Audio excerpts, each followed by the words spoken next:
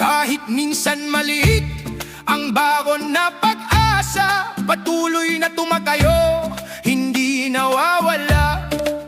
Sa bawat sakuna na sumisira sa tahanan, bayalihan ng muling magtatayo ng bayan. Sakuna man dumaan, sakupi man ng dayuhan, pero ang puso namin hindi matitinag, lumalago.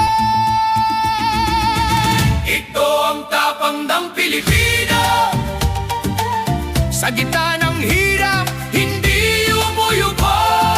Kahit madilim ang landas na tinatahak, may liwanag sa puso na di mawawasak. Ito ang lakas ng isang Pilipino, kahit ilang beses pang manapan, tumatayo, habang naglalaban hanggang sa huli, para sa pangarap sa sarili at sa lahi.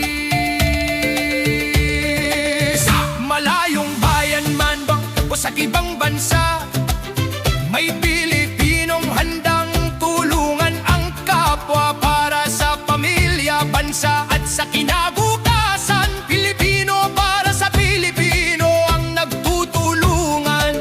Sa bawat sugat ng kahapon, may pag-asa pa rin gumabangon. Hindi kami perpektong lahi, nagkakamali rin, pero sa